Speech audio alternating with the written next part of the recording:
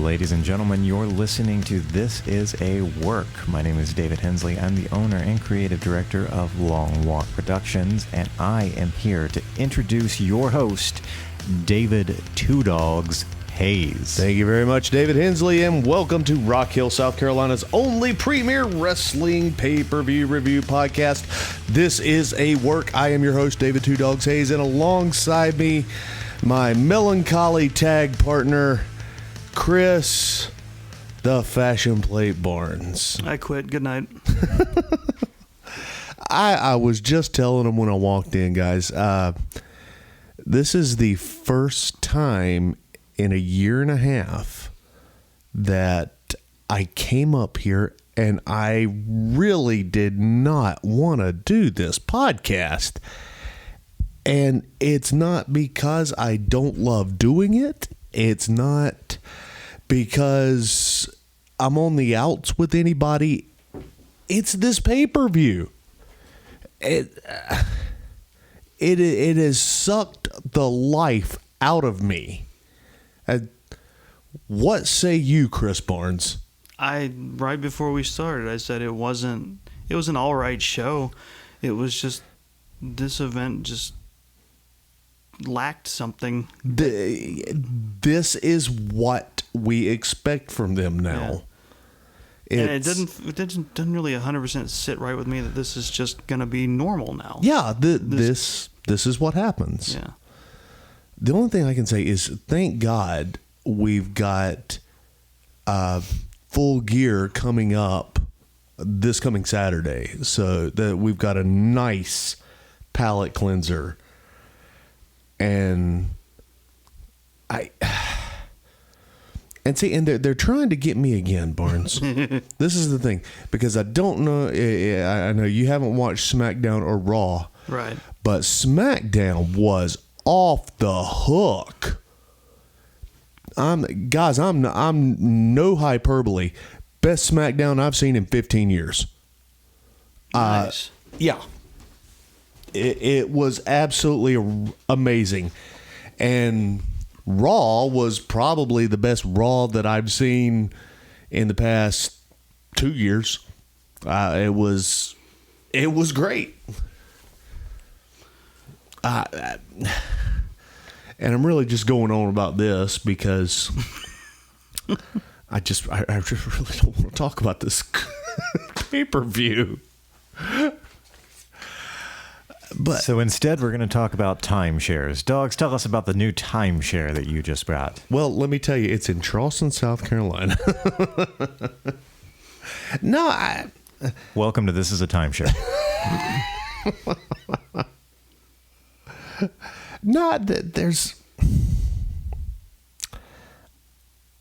I don't even have words. I don't know. You just want to talk about it. I can't describe it. There's just something that doesn't feel right about the tone of the show. Yeah, it's like the tone of this show. Yeah, right now. Because usually there's more. I mean, even last time we were talking about Hell in a Cell, there was more pep. Yeah, guys, I tried. I tried when I invited people over. I was like, look, okay, we know this is going to be bad, right? But you know what we're going to do? I'm gonna bring some food in. We're gonna drink. We're gonna laugh at it, and we're gonna put a positive spin. We couldn't. We couldn't do it. Trying to describe it's weird how much you feel like they're trying to act like everything's okay. Yeah.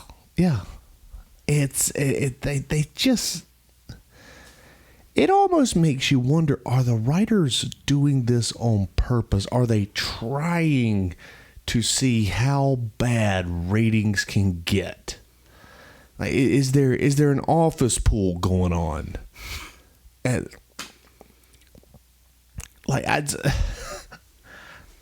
the one thing that the bad part is they're trying to do it to me again, because SmackDown and Raw were so good because they brought the NXT guys in and they're starting the Survivor Series storyline with It's going to be Raw versus SmackDown versus NXT. Oh, really? Oh, man. And that's what made the two so good. And I know they're doing it to me again. And you're going to get my hopes up, and it's going to be a horrible pay-per-view. Well, Doggz, you have to watch those NXT upstarts are at it again. Yeah. God almighty. Anyway, let's get into this damn thing. Sure. All right. But before, we have to get into the pre-show. Yeah. Which that's just a ton of fun. We had a 20-man battle royal. Now, the winner gets to face AJ Styles for the United States Championship. Of course, we didn't know that. It wasn't pushed on us. They didn't really. They just announced it right when the match was happening. Didn't they? Yeah. So they were like, oh, so it's kind of like it's going to be kind of like Raw is. It was like, oh, you bumped into me. Well, you bumped into me. Hey, let's settle this in the ring. That's how we're going to do this now. Okay, fine. I'm going to go fight 20 guys, and then I'm going to fight you. Yeah. So, yeah, here we go. So, it's bad because the Battle Royal, and I love a Battle Royal. Yeah. Great way to start things out. But go ahead. Well, I was just going to say, it's also, I mean, they also, I think they did that last time, and I think they're probably going to keep doing them just to make sure they get as many people out there for the Saudi crowd to see. Yeah. There wasn't anything special about this. Not hugely. There was a few jobbers in the ring, and it just got tossed out fairly quickly. And yeah, I mean the main two guys in the ring were Harper and Rowan. Yeah, and it was Harper, Rowan, and Harambe Carrillo. I don't think that's his name. Well, what is it Carrillo then? Fortunately, I've got Harambe Camino. You're now Yes. feeling the frustration, Chris, that we all felt with this bit as it went on while we were watching Crown Jewel. Yes, Damn it! I was trying to make something. Yes, it was Harambe El Carino. El Camino? Yes, that was The the Breaking Bad movie? Mm-hmm. Yes. I would love to do a pay-per-view. Gran Torino. Yeah. Sorry. No, fortunately, I have Wikipedia up. His name is Humberto Carrillo. Humberto Carrillo.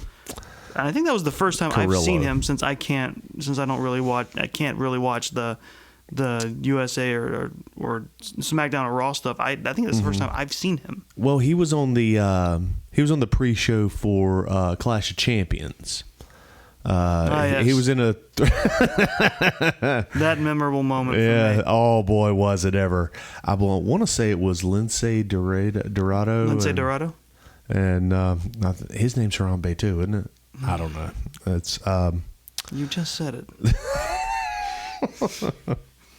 and somebody else, and there was like a 3-way match Okay. with him in it, and Okay, all right.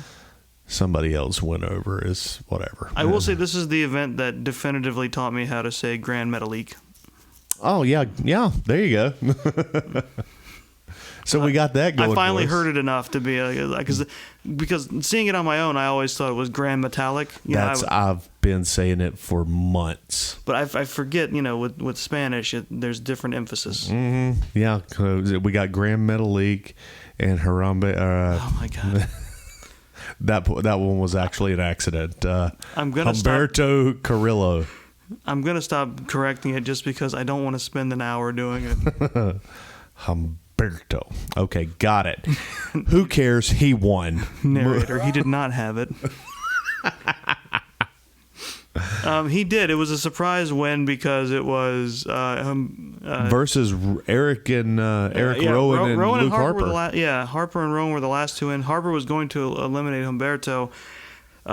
Rowan, of course, went for the betrayal, and he got dumped out. Yeah. And then Humberto drop kicked out Harper. I really thought there was, again, this is how they get you. I thought, oh my God, Harper, man. See, now that would have been interesting because that would have been an interesting feud between them and the OC. Yeah. I mean, if we're starting stuff, why not do that? And then, and then because he got dumped out, he dumps out Rowan, they could kind of start a little feud, like a slow burn. And I think maybe just like a healthy personal rivalry. They're not necessarily enemies, but they're just trying to up each other. Yeah. Because the whole point of their reformation is how they put one over on everybody. So yeah, it could have been good, man. Yeah. It could have been, but what are you gonna do? Well, what we're gonna do is we're gonna have Brock Lesnar fight Cain Velasquez. This pre-show battle royal. I gotta check my notes. What did I give this? I gave this a 2.5 on the battle royal, which might be my lowest battle royal ever. Yeah. I think nothing. I think the deck was stacked against it because it's just they had guys it was clear they wanted to have something for the crowd to see as they were coming in, because they mentioned that it's like the crowd's still filing in when they're starting this match. Yeah. So the white Power Ranger wins this battle royal. I really don't think that's accurate. That's what his getup looks like. Okay, sure. But then the pay-per-view starts, and boy, does it ever.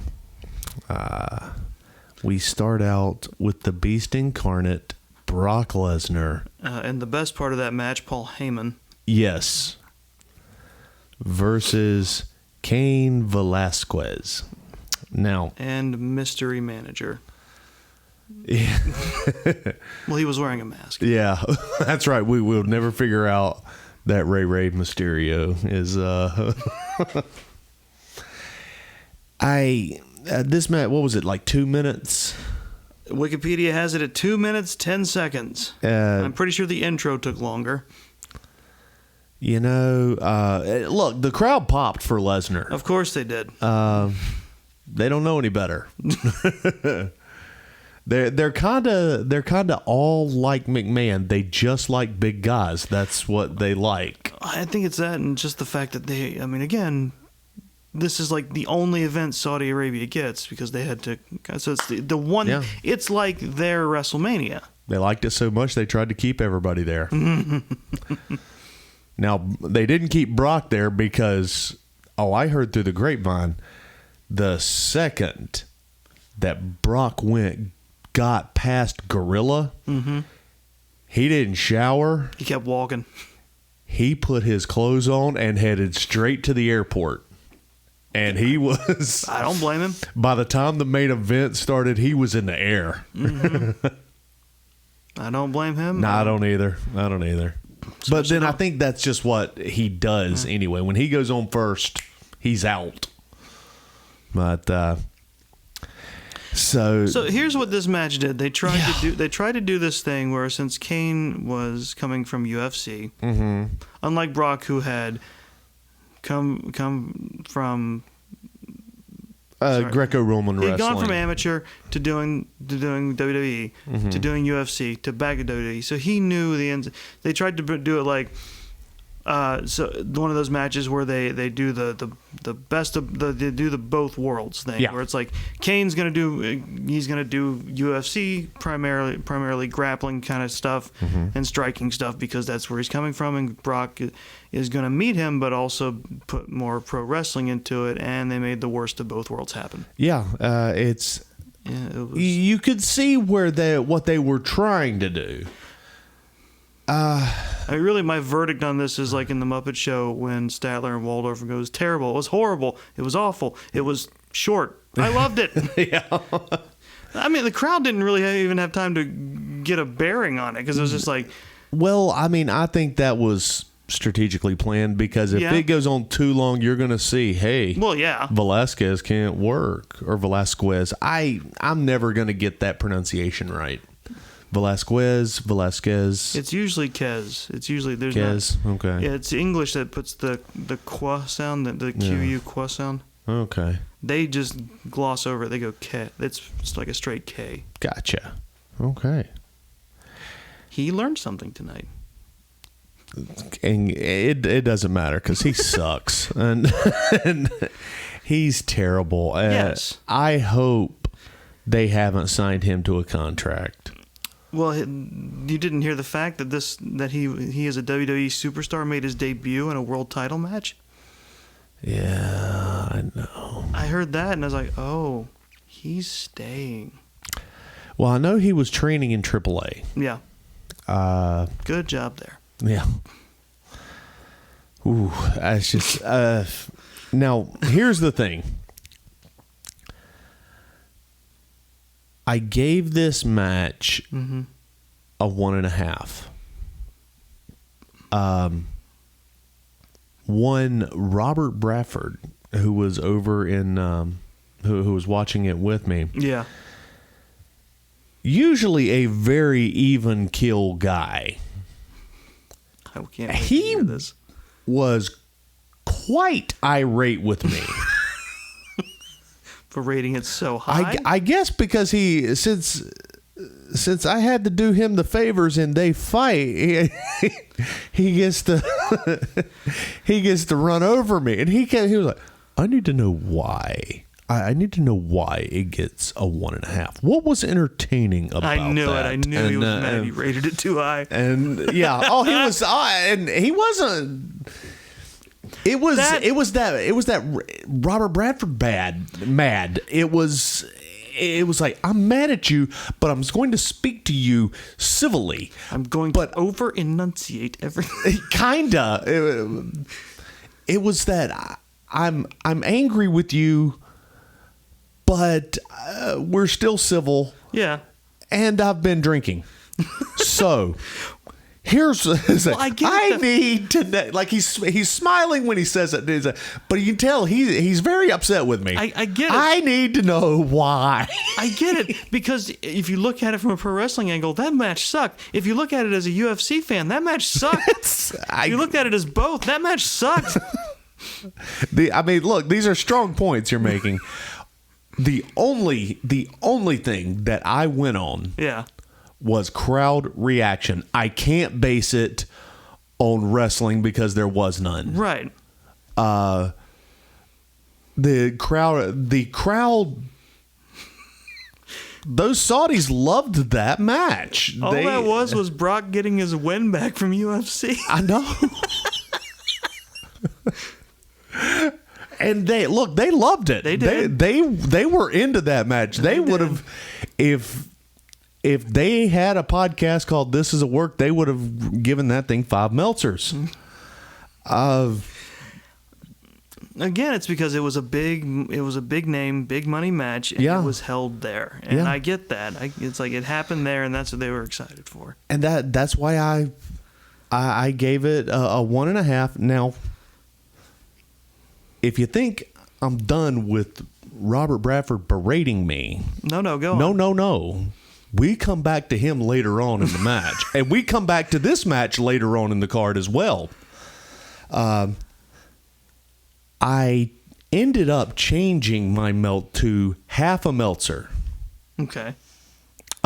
Which we'll talk about later. Oh, okay.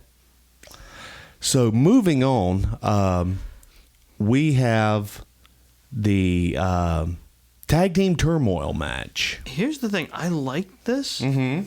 I don't know if it was right for the Crown Jewel show, though. I have problems with it. I think it was just basically a way to just pad out this show. Yeah, I think you're right. It was a fun thing that they have not done in a long time, but I don't think it was the right place. It was basically what a slobber knocker that you would play on WWE 2K. Oh, yeah. Yeah, that's like a mode to beat. Yeah.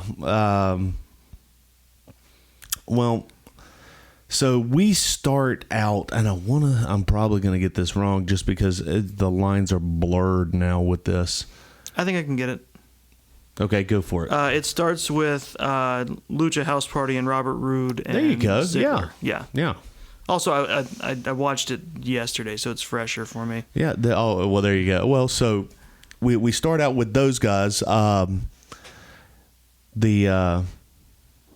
Luchas, the Lucha House Party. We haven't seen them on television in months. Really? Okay. And then we go to the Robert Roode and Ziggler. Who I was honestly surprised there's still a team.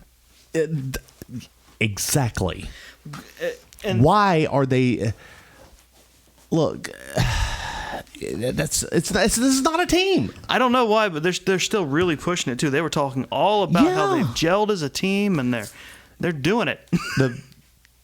And the sad part is they were right. They did gel as a team very well. Oh yeah. But look, if you do gel as a team, then you got to come up with a name and a unified look, and you got to have a look. That means either Rude has to take off the robe and put on a jean jacket. I don't think that's happening. Or Ziggler's got to take off the jean jacket and put on a robe. I think that could happen. I would love to see that. And Ziggler could totally pull off twirling a robe around. Yeah. He would totally do it right. He's the show off. Why wouldn't he do it? But no. We're not going to do anything like that. We're not going to have any type of psychology or, I don't know, just any reason for doing anything that we're doing here in WWE. They do literally look like I'm filling out a match in the game in WWE 2K. Yeah. Let's throw these two guys out there. Yeah. Yeah. So, and they go over. For the most part, because they beat Lucha House Party. Yeah. And then out comes Kurt Hawkins and Zack Ryder. Yeah. Kurt, the Edgers. Edgers. Who still don't have their... No, but they are former tag team champions as well. They are former tag team champions. And I mean, and then they put up a good but short fight. Yeah. And yes, granted, we can't call them the Edgers anymore because Edge isn't there. They were the Edgeheads, weren't they? I thought they were just called the Edgers. I don't know. I don't remember. It doesn't matter. It's. that point. That's a good point because of a team that pops up later. But so they have a pretty short go. Rude and Ziggler hang on until Heavy Machinery hit the ring. Here we go. Now, and things start out like you would expect. Heavy Machinery's doing their thing. Mm-hmm. Otis, I think the match goes on maybe 5 minutes. Otis gets ready to do the Caterpillar. Yeah, this might be the part that was one of the longer segments of it, because the whole thing, according to Wikipedia, was a half hour, 32:05. Roughly, yeah. This was one of the longer segments because they really worked for a while together. They did. Because they did they had Tucker play babyface and face in peril, while Otis is out there wanting to get in. Doing his, I'm coming.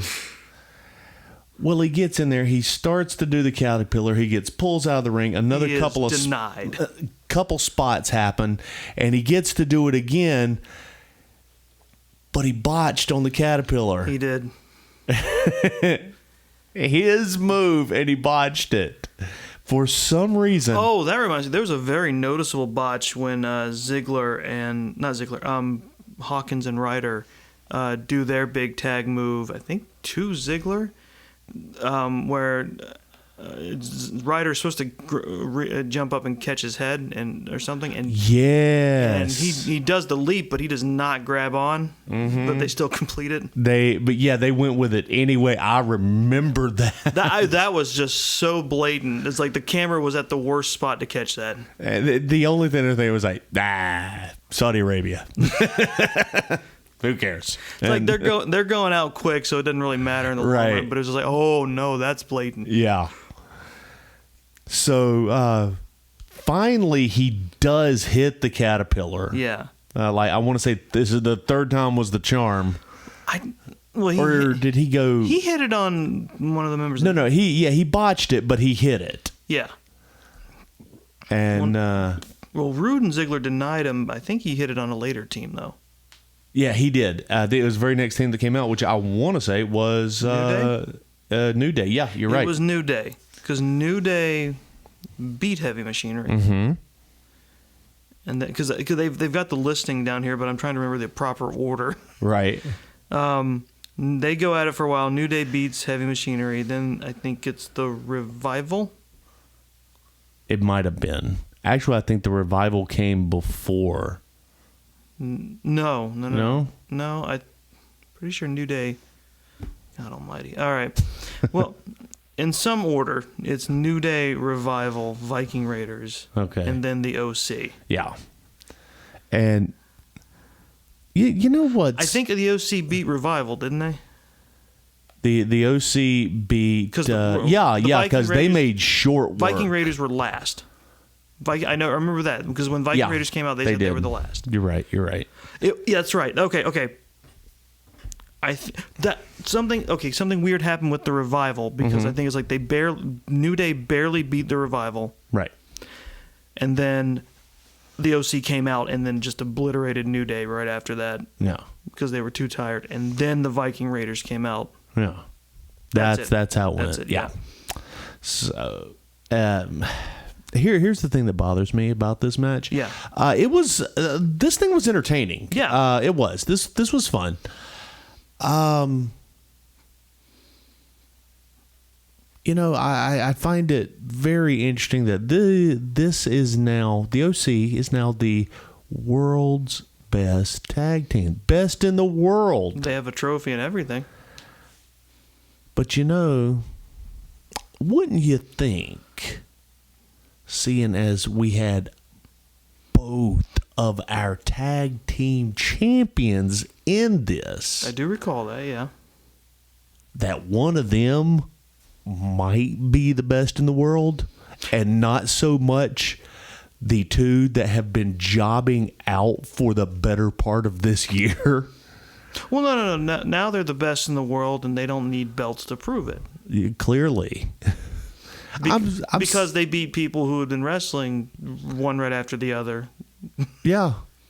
But I'm serious. I did the stats on this. 12 weeks in a row. Right. They have lost. Yeah. To Heavy Machinery, the Viking Raiders, and the New Day. And now they're the best in the world, yes. Yeah. Yeah. Okay. All right. Just want to make sure I have the facts straight. Glad you were keeping track. Yep. No, I mean, that's basically it, though. It's just like now they can keep losing if need be because now they've got this win. They got this. They've got this win and this glorious trophy. Well, that's what it is. It's what it is. It's like now they can still look like credible contenders. I was watching AEW before I came up here. Yes. And they're getting ready for Full Gear, and they're having just before I got to turn it off, there was having the number 3 spot for a 3-way tag team thing that's going to happen for the world tag team titles, and the winner was going to get 2 bronze medals that they could wear that say 3rd place on it. Which, how do you not love that? A. And B, I would much rather have that than this damn... I would make it a double dig and have it like be 3rd but misspelled, so it's like 3ST, thirst place. Thirst, yes. That'd be appropriate for the desert. There right. You go. So, now in this one, I gave this one a 2.5 Meltzer. Yeah. Which again prompted Robert Bradford. He was like, now wait a minute. You gave this one a 2.5 Meltzer. Yeah. I thought this was a lot of fun. And it was. Why did this? Here's the thing. Here's what's skewing his impression of the show, I think, is just the Brock Lesnar match. Yeah. That preceding it really does make that look so much better in comparison. It really does. Yeah. Because I was watching this and I was like, yeah, I'm enjoying this a lot, but at the same time, I was like, this is not great. Mm-hmm. No, it wasn't great. 2.5 is fair. It was a pretty middle of the road thing that was made to look greater by what the hell happened before. Right. and what kind of came after, because Well, I'll be honest. We've got moving on. We've got Mansoor. no, you were right the first. Huh? Mansoor. Is it not Mansoor? It is sort of. It's like you do have to kind of say it like sewer. It's Mansoor. All right. Mansoor versus Cesaro. I'll be honest. This was a good match, but This was a damn good match. This was a great match. If there is one thing to enjoy about Crown Jewel and nothing else, it is this match. Yeah, they did right by this one. Yeah. Obviously, Mansoor's going over. It's one of the few times Vince. It's one of the few times. He's gonna let a hometown hero damn well win his match, because he might not leave the hometown. And he didn't. But we'll get to that. Here's the one thing. I just absolutely love this match. This was a great, exciting match. And even still, I have problems. Of course. What kind of wrestling fan would you be if you didn't? You ever notice that whoever gets in the ring with Cesaro has really good matches? It doesn't matter if it's Zack Ryder. That thing, they turn it up to 11. I wonder what the underlying factor is to it. Well, it couldn't be I'm trying to stop swearing as much on the podcast. That's WWE's making it really hard. If you want to, you can just point to me and I'll just say fuck whenever you want. Well, I didn't say I was going to stop altogether. I'm just going to ease it. No. But you can just shift it if you want. I will say Mansoor has great crazy eyes. Boy, does he. When he has those moments where he's supposed to look intense. Like 6 times. He just looks. Wow. He heard you. Hey, hang on. This is a work. I'm aware of Mansoor. Yes. I'm going to talk about it. No, I know it's 4.5. All right. Tell Vince I love him. All right, bye. Sorry. So anyway, he just has the best. I know he's trying to look intense, but he looks like an offended crackhead. Yeah. I love it. Normally that kind of creeps me out, but the way it looks like, the best way I can describe his eyes that look like they're about to pop out of his head. He's got crackhead energy. It's like he was a Jehovah's Witness that saw a Rottweiler coming at him. But he's like, if you're coming at me, I'm gonna win. See, you just gave me the crazy. I was trying to imitate him a little bit. Like, I can't do it. He's got a. Oh my god! It's something to behold. Also, another thing to behold is that that one off the turnbuckle hit that Cesaro hit him with. Oh wow! Yes. It's like the uppercut that sent him. He hit his head against the turnbuckle and then hit his head again onto the ring floor. Yeah, we called that the whap boom. Yeah. Yeah, we're naming Cesaro's moves for him now. That's that spot between them was phenomenal. That was such a great match, guys. If you feel the need to watch Crown Jewel, well, first of all, don't just skip around. Skip over to the Mansoor versus Cesaro match, and then turn it off. You don't need to see anything else. This is a great match. I gave it a 4.5 Meltzer. Yeah, it's absolutely. I don't think I've ever given anything in Saudi a a rating like that. So that's a first, and hats off to Cesaro. Even though he's wearing those weird culotte jeggings, I don't understand what that's about. He's European. You just have to let that go. I'm having a tough time with it. I really am. But so great match. Mansoor goes over on Cesaro. Fantastic match. 4.5 Meltzers. Now Here's where I started fast forwarding. This things took a dark turn. I will say I'm not as charmed by Tyson Fury as they want me to be. Oh, we gonna talk about Tyson Fury. Okay. And I promised that I was gonna keep it cool. I don't know who this motherfucker thinks he is. Okay. Coming in to a wrestling ring. I'll be damned if I sit there and watch him do an Undertaker sit-up. I missed that. Yeah, you fast forwarded, didn't you? I didn't fast forward through all of it. I wanted to watch it and take it in, but at the same time, it was horrible. It was rough. I don't blame you. We'll start proper. So Strowman comes out, and I'm sorry. If just in case there's a casual listener, that's how his theme starts. That's just him just going. Rah! I think he's saying Braun. He might be. No, I just want him to.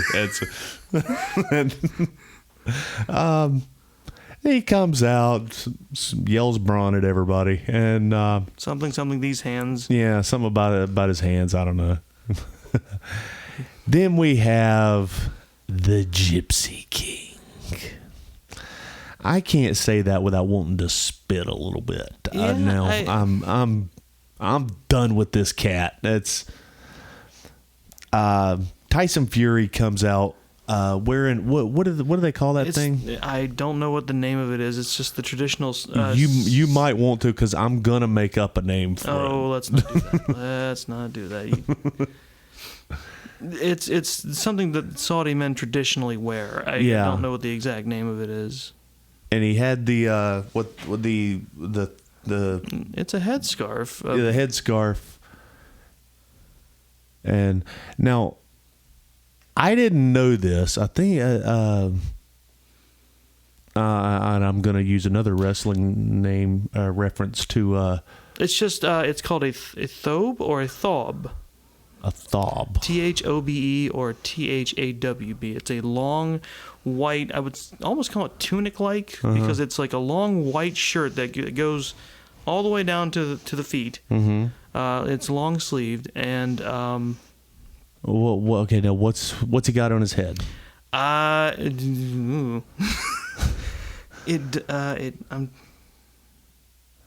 Okay, here we go. I think I found it. No, I know that it's also the lovely Miss Elizabeth. It's also called a kandura or a dishdasha kameez.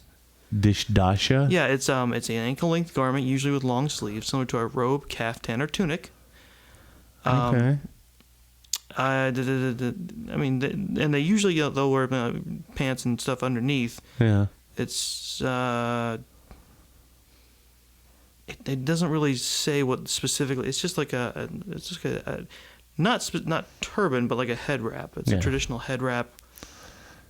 Well, whatever. He looked terrible.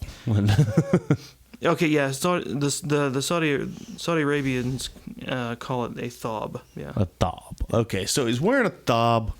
He's got the headscarf on. Mm-hmm. He comes down to the ring. He had more pyro than the entire show. Yeah. He had lasers. Now I also heard that he spent his own money on this entrance. Okay. Which, great. Whatever. Good. I hope it was worth it because. Oh, I'm sorry. The Saudi thing. I have heard of this before. It's the kafaya. It's a kafaya. That's okay. That's what it was. That's what Elizabeth was telling me about it that day, but I had already forgotten about it. Yeah, because it's got the cloth head covering with the. It's like a weight thing that sits on top of that, like a coil weight. Got it. And it sits there and it holds it in place. Yeah. Okay. The kafaya. Yeah. So yeah, he's got all this on. Mm-hmm. All the pyro, all the lasers. Yeah. All the Titantron, just says Gypsy King thrown all over it. It's all the hallmarks of trying too hard. Honestly. Yeah, it's and boy, if there's one thing that I know something about, it is when you overproduce something so much, you are masking the fact that you have no talent.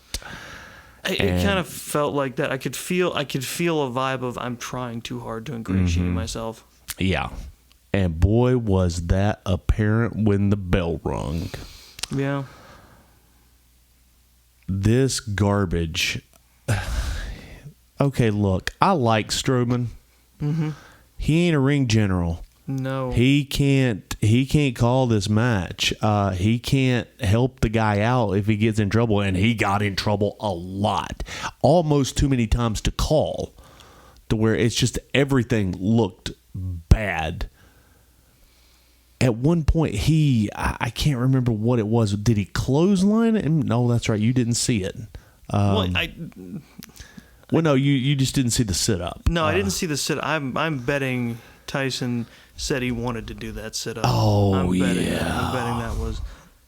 I mean, it's... Now, I think he clotheslined him or something. Uh-huh. And he took it hard, took a good bump. Yeah. And apparently was so excited that he took that bump so well, probably the best bump he took that night. He does the Undertaker rise up. Again, Robert Bradford, who, again, always even kill. Whose last name you keep adding a D to. Sometimes I put F's in it. Bradford. I should have said an extra D. Yeah. Bradford, like the pear. Yeah. Okay, Bradford. Whatever. He was mad again. Soon as he sets up. Now, I must be honest. We both audibly jumped at the screen. Yeah, I think I missed that because even if I wasn't fast forwarding, I was getting a little distracted. I was kind of like drifting away from the TV. I yelled something to the tune of "fuck you." I'm not surprised. Bradford yells out, "You have no right, you son of a..." I am so sad I missed that. And I mean, I had to get up and walk away for a second. Yeah.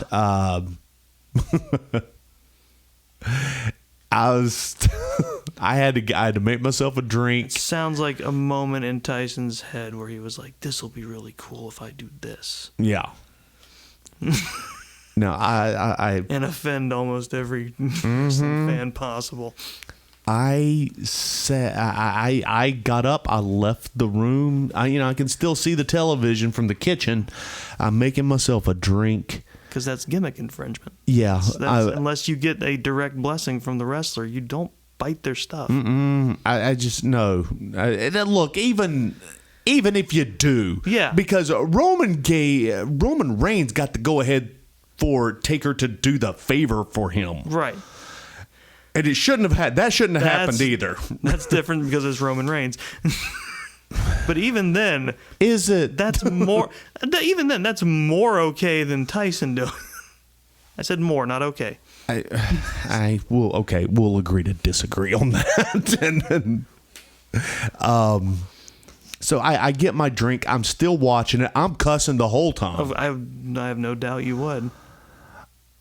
I come back in there and sit down. About this time, Strowman had powdered from the ring. Right. He's about to get back in, And, well, he got those hands.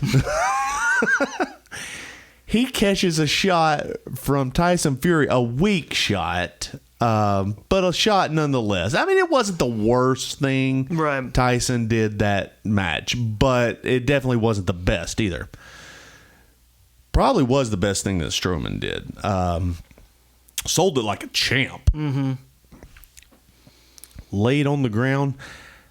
Ref counts to 10. Oh, yeah, that's right. Gypsy King Tyson Fury goes over via 10 count. I hate it when Vince does stuff like this. I really do. Like, it's when we have here. What's a good example? When we have Bob Barker beating Chavo Guerrera, and things like it's. When we have Jay Leno beating Hulk Hogan. I mean, that's. Come on. You mean when Kevin Eubanks performed a diamond cutter? I don't remember that. I do. Good thing that never happened. Oh, anyway. It happened. I watched that pay-per-view. I do. I hate it when that kind of garbage happens. I know we're getting our kicks because, hey, look, we're going to make some money, and that way the Gypsy King going to look good. It's going to make him popular and the thing. All we have to do is sacrifice the integrity of Strowman. Look, you tell me, what good did that do the WWE, Braun Strowman for that matter? Anything? Did that do them any good? Did we start a Tyson Fury buzz? Well, no, because if I recall, Strowman got upset at seeing Fury and basically initiated this, and then got his ass handed to him. Yeah, I mean, Did we get any more likes on Facebook because Tyson Fury came to the WWE? He graced us with his presence. Look, 98% of the WWE fans do not know who Tyson Fury is. And this pay-per-view's already come and gone, and they still don't know who he is. They also don't know what a lineal champion is, and neither do I.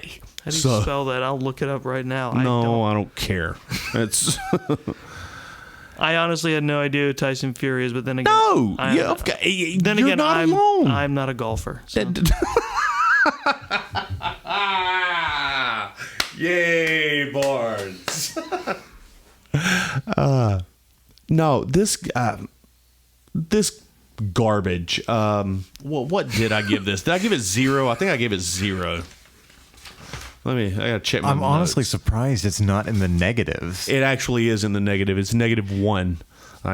Fair. That's the I got it right there. -1. I think that's only the second time this has happened in the history of This Is a Work. You've given 2 negatives before. Yeah. In combat sports where champions are decided by a challenge, the lineal championship of a weight class is a world championship title held initially by an undisputed champion and subsequently by a fighter who defeats the reigning champion in a match at that weight class. That really doesn't clear anything up. No, that's a very unsatisfying answer because isn't that what they all do? Lineal championship of a weight class is a title held by an undisputed champion who is subsequently, and then by a fighter who defeats that champion in a match at that weight class. Okay. That's what happened. Is that like they made that word up. They just threw it in there because they're jackasses. And this is also the match where they threw around the combat sports phrasing a bunch, didn't they? Yeah. Yeah. Well, I'll give them a pass on that because we can't see wrestling. God forbid what could happen. Because it was a cross match between a boxer and a wrestler. Yeah. Combat sports. It's just call it sports entertainment. If you're going to do that, just say sports entertainment. Yeah, I mean, that's what Flair did in his interview. It's just like, he just started saying the phrase sports entertainment, which makes it sound less silly. It sounds less silly. Yeah. I guess lineal champion means like a direct line champion? I don't. I don't I'm know. still trying to. It's like this. There's so many words. It's annoying, and they just had to put a little tag on it for some reason. That definition took a long time to say nothing. Yeah. Anyway, this is a -1. It was horrible. It was a disgrace. I hated it. And I hate anybody that liked it. Remember that time Floyd Mayweather knocked out Big Show? I liked that better. Yeah. Because I knew who Floyd Mayweather was.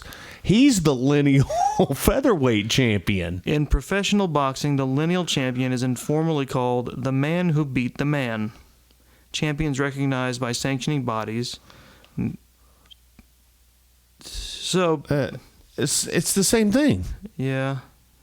It's the same. So you just added a word on there. It's like you're the cops when they say, "Hey, could you go ahead and step out of the car for me right now? So go it's ahead kind and of step out." Basically, if he's the lineal champion, he's the agreed upon champion of this particular line of a boxing championship. Yeah. Despite this, in case they. I'm sorry, but listening to the two of you getting more confused. I am reading by this as I'm going, and it's clearing nothing up. Yeah, your explanation has done nothing but make it more confusing. Which is not how explanations should work. No, that means you beat Crown Jewel. You beat the champion. Yeah, you're supposed to. Which is what happens every freaking time. Basically, it means you are the proper direct line champion of a title. Yeah. Yeah. That's how they work. They just added a word just because. Screw them. I don't like their boxing. I think wrestling title lineages are less confusing than what I just tried to read. Well, you know what? We can move on now to the lineal United States champion, AJ Styles. With the OC coming down with him. I want to forget I ever heard that word. With Harambe Camino. No. He's not being racist. He's just being forgetful. No, this is from way back in the beginning of the pay-per-view. Remember that? That 20-man garbage battle royal. He means it was bad, not that it happened in garbage. Would it have been better? I mean, it would have been like that battle royal that WCW had for the hardcore title in the junkyard. Wow, deep pull. I know, right? Well done. The one where men literally almost died. Yeah. So we have AJ Styles versus Humberto Carrillo. For the U.S. title. This was a squash match. Pretty much, for all intensive purposes. This could have been an opener for for any Monday Night Raw. It's kind of surprising this didn't happen before the Brock match. Right? Honestly, I could have seen that happening as the opener, just go ahead and get out, but get back out there. Yeah. But no. But it was the breather at this point in the show, I guess. Yeah. I mean, it wasn't an awful match. No, not a bad match by any stretch. It was the White Ranger versus Pert Plus. I thought he's L'Oreal because he's worth it. Well, that's a good point. There you go. Yeah. I mean, he'd think he's worth it. That's why you're my tag partner. See, that's. So look, I don't have anything to say about this match. I gave it 2. I mean, the OC got a chance to show off their trophy. Yeah, which they did. Truly means something. See, this whole pay-per-view just makes me angry, man. It's. No, it makes you question what you're doing with your life. Yeah, it's. I felt like I'm reporting on this garbage. Do we need to go have a beer after this? I'm sad now. No, I thought about it. No, well, he's not asking on a date, though. He's asking. Today I realized I felt like Roger Ebert writing his review of the movie North, where he starts questioning everything about his career and life choices after watching this terrible movie. And again, that's why I'm so glad that AEW is Saturday, so that we can cleanse our palate and actually see something worthwhile and good. Oh my God, I'm so excited. Yeah, it's just the weirdest thing. It's like I said up front. It's like, this is not the worst pay-per-view, but I would have preferred the worst pay-per-view because that would have been something interesting. The worst pay-per-view will provide you. It's kind of like watching. I heard it summed up nicely on a different podcast, actually, because someone was talking about their. Have you been stepping out on me? I haven't been on the podcast. You two-timing hussy. I listen to other podcasts. All right. I don't like it, though. I don't mean to tell you this, but there's upward of like 10 other podcasts aside from us. You think there's that many? Possibly. Okay. So many to count. One of the best examples of he was describing his movie tastes, and the guy was saying, I want this to either be really good or really bad. It's never, it's something is just the absolute worst when it's in the middle. Right. And that's kind of where this lands. I don't call it in the middle. Yeah. Because in the middle to me is watchable but boring. This was bad, but it was like a boring bad. Yeah, that's what I mean. It's like it's boring bad. When it's something that's meh, it settles to me. Which was the worst sequel that Bryan Cranston has ever been in a TV show. Boring bad. Nothing? Nothing? Well, thank you for listening to the last ever episode of This Is a Work. Please check out our sister show. How dare you interrupt my sandbagging? I'm sorry. Don't apologize. That was better than this pay-per-view. It had to have been. Well, AJ Styles beats... You got this. You're doing great. Humberto Carrillo. He did it. It doesn't matter. He lost. So, yeah. AJ Styles retains, and why wouldn't he? I gave this match a 2 Meltzer. Nothing special about it. For all intents and purposes, a job match. Now here, okay, we can put a positive spin here. Sure. We can go into Natalya versus Lacey Evans. Now, there's a lot bad that I could say about this. I'm not going to say any of that. Right. I'm not going to say anything bad about this match. What I am going to say is there was some decent chain wrestling.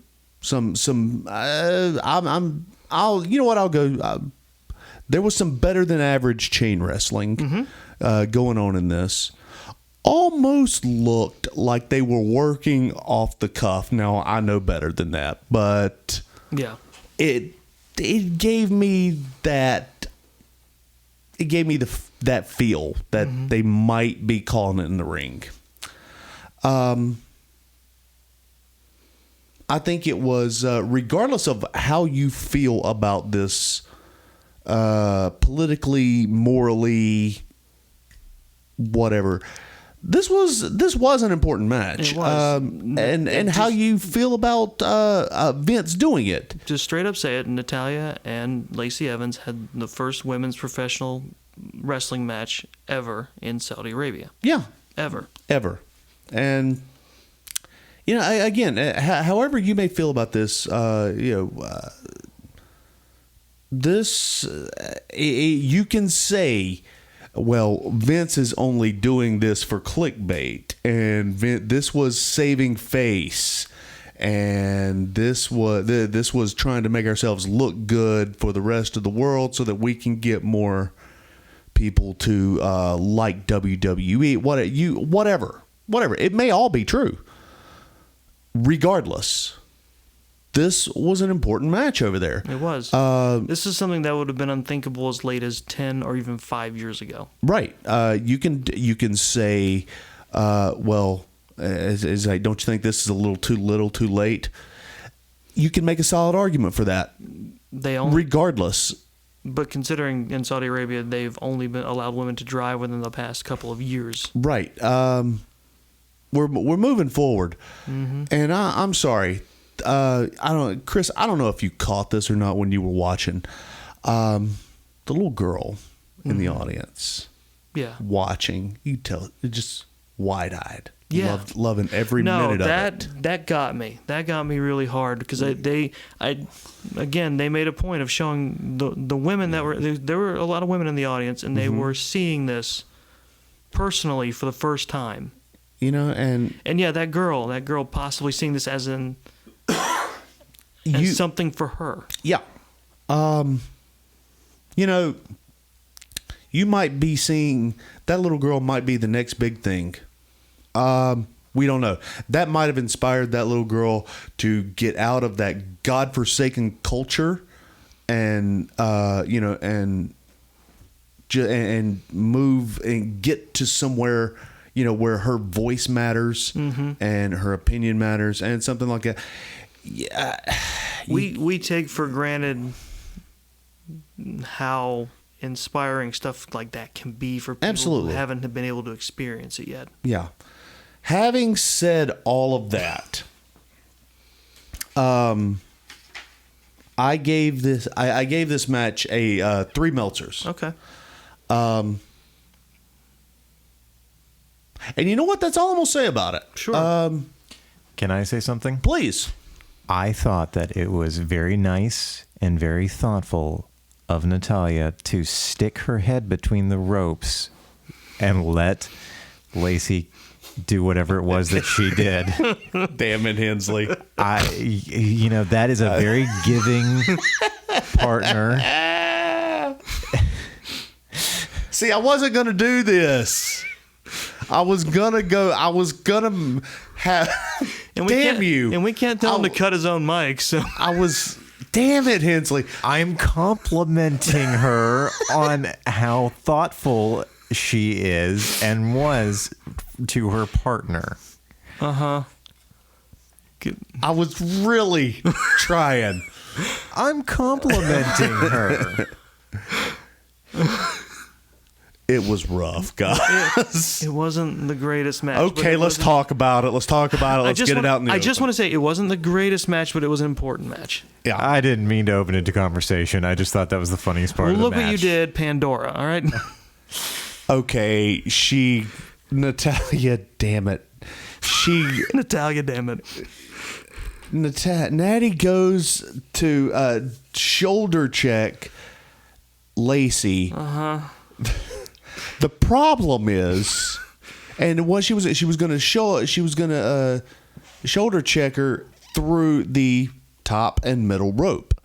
The problem is, Lacey had been gone from that position. I mean, for a good 15, 20 seconds.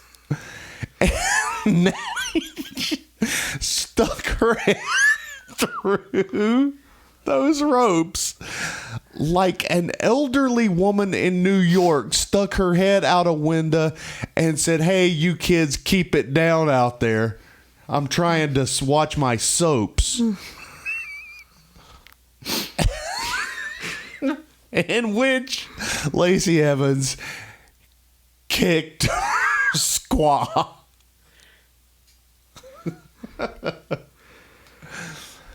It's an important lesson for the women in Saudi Arabia to know that just like the men, they too can botch.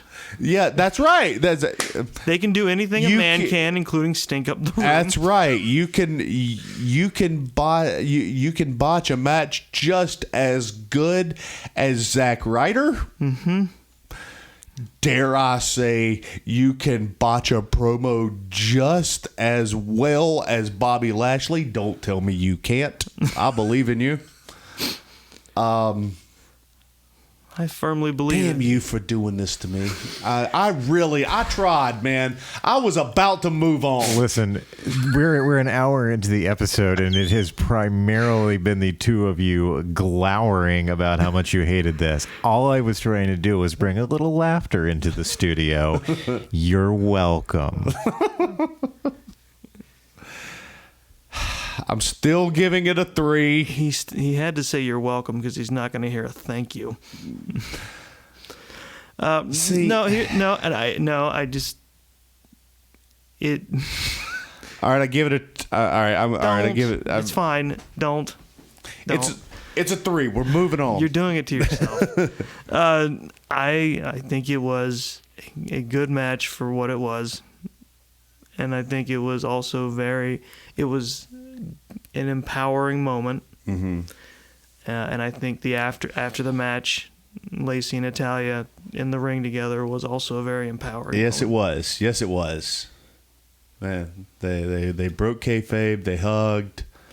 I shamelessly was absorbed in the moment. Yeah, it was good, and it was good. There wasn't a dry eye in the room. Mm-hmm. Moving on. Team Hogan versus Team Flair. I am so shocked that they let Flair in that country. Yeah.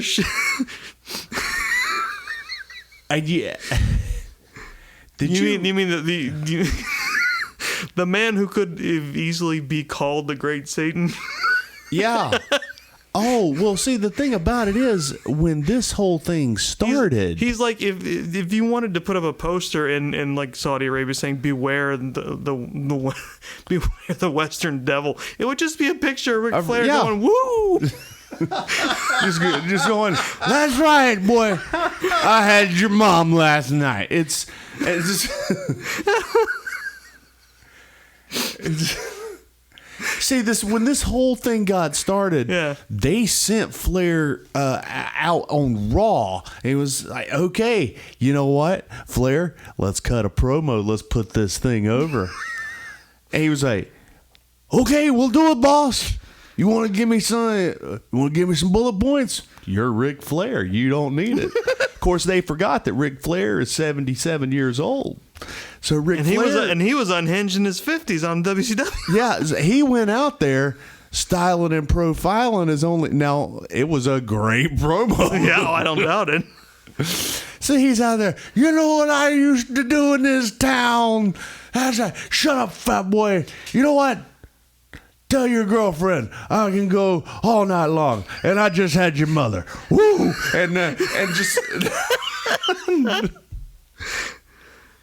What? The problem here is I can't tell how much, if any, of that you just made up. It all sounds like he did not. That actually happened. That happened. Without seeing it, I know for a fact he's telling the truth. That's what happened on Raw when this thing I'm gonna started. Sit back now. Yeah, the shut up fat boy is a standby for him. And, yeah, you just pick someone out of the crowd. You go, shut up, fat boy. And well, after that, then he comes out the next week.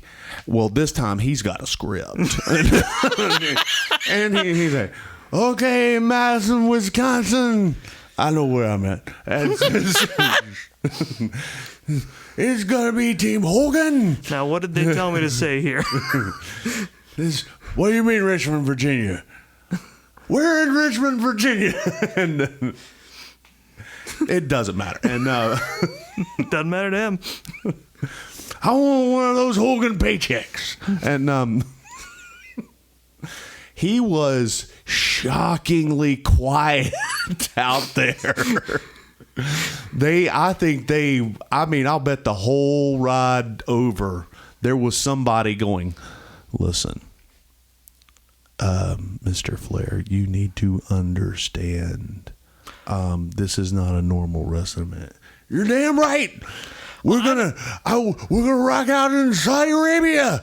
Oh, I'm gonna get all the women. I was like, no. I think honestly, to be very honest, I think he knows when to keep it in. At one point, I would have agreed. Okay, sure. Yeah, because didn't he wrestle in North Korea? He did. I was like, if he got out of that alive, I'm pretty sure. I mean, you're right. At this point, I don't think he knows. Did you hear earlier this year? He got on Instagram and jumped down Shawn. Showed him Instagram. I know. He jumped down Shawn Michaels' throat for no reason whatsoever. It was basically because he had said, Michaels had said something about, he's like, man, I love Flair. I really hope that things work out, when he was sick. Yeah. And then 5 months later, this happened. And he saw it 5 months later. And then he gets, let me tell you something, Shawn Michaels. I've been wrestling up and down, coast to coast with butter and toast. And then you come in, you try to tell me you're better than me? I challenge you, right? And he really started shooting on him. Now, a week later, he's like, Shawn, I'm really sorry I did that. I was off my medication. I'm feeling a lot better now. And yeah, it's Oh boy. Yeah. I said all that to say this. They had to just constantly be telling him, there's a lot of things that in fact, it would probably be better if you didn't say anything. I'm known for cutting a promo. No, not here. And No, Grandpa, you're in Saudi Arabia now, Grandpa. Madison, Wisconsin. Bon Jovi's not here, Papa. Did he just call the Crown Prince fat boy? I did your mother. Oh, God. That's why the plane was stopped. So he was oddly quiet. Every once in a while, he would yell out, Orton! And go, baby! But that was about it. Yeah. This was a fun match. It was fun to watch. It would have been better had this been an elimination. I was thinking that too. I was like, I was surprised, actually. I was like, wait, this isn't elimination? Why not? Yeah. I'll tell you why, because we got Survivor Series in 3 weeks, and we don't want to poop on that. Well, this would be the perfect time to hype up for it. You think we're going to see that again? You think we're going to see a replay of this at Survivor Series? I don't know. It just, that would be. It just seems so random. That would be a fun thing to do, maybe to have like Legend Survivor matches. And if you've been watching Raw or SmackDown, the teams are still kind of together. Really? Huh.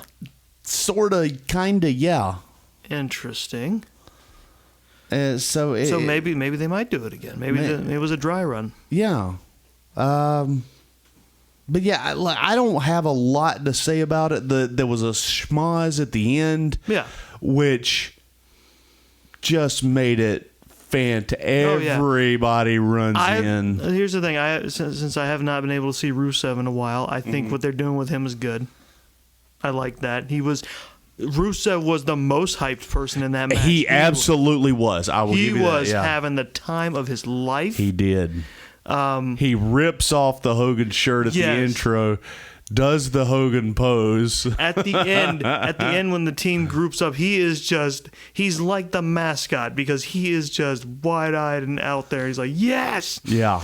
I love that. I love seeing guys who are actually enjoying themselves. I will say this, Lashley did look terrible. It's the Roman Reigns thing. He's part of a group and collaborating as such, and he looks better. All you guys wait for it. Speaking of Roman Reigns,